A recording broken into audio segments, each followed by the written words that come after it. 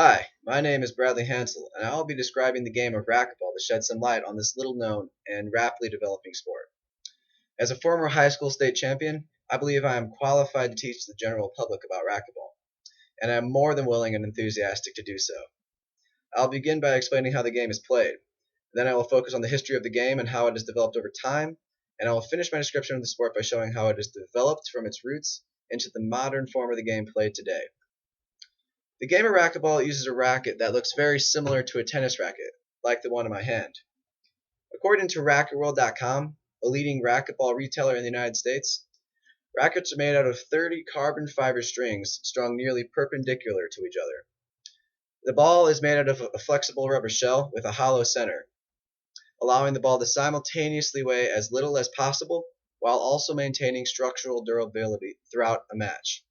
A professional player can hit a racquetball up to 180 miles per hour, so the durability of the ball is a crucial component in its design.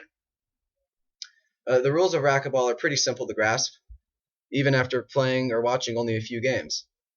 The game is played in a rectangular room with the dimensions of 40 feet long, 20 feet wide, and 20 feet tall.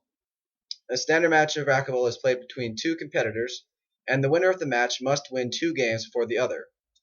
Each individual game is played to a score of 15 points, with the third game played to only 11 points, if that game is necessary as a tiebreaker.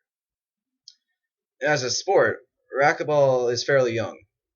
According to rbdepot.com, another major racquetball retailer, the man credited with inventing the game is Joseph G. Sobek, who was influenced heavily by his friends who played tennis, squash, and handball. And this is why the sport has elements of all three of these games in its play. Sobek developed the concept of racquetball as a way to make handball less painful in his hands, initially calling it paddle rackets. The first official rules for racquetball were developed in 1952 in Sobek's home state of Connecticut. And in 1968, the name of the game was officially changed to racquetball.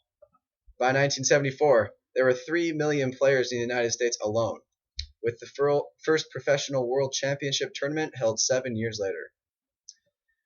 Currently, racquetball has been recognized by the United States Olympic Committee and has achieved full medal status in the Pan American Games. Every year, there are 33 major professional tournaments across the country, with top prizes in excess of $30,000. The huge increase in popularity of racquetball has led it to compete with other major sports, such as soccer in terms of overall participation. There are over 10 million racquetball players in the United States alone right now, as compared to 17.7 million soccer players in the United States also, according to teamsportswear.com. This shows how soccer has grown dramatically over the last 50 years, from its infancy as a sport to having similar numbers of participation as a major world sport such as soccer. This game is not only a great form of competition for high-level players, but it is also a tremendous way for recreational players to enjoy themselves and stay in shape throughout the entirety of their lives. I would highly recommend calling a friend and playing a game as soon as you can. You will not regret it. Thank you.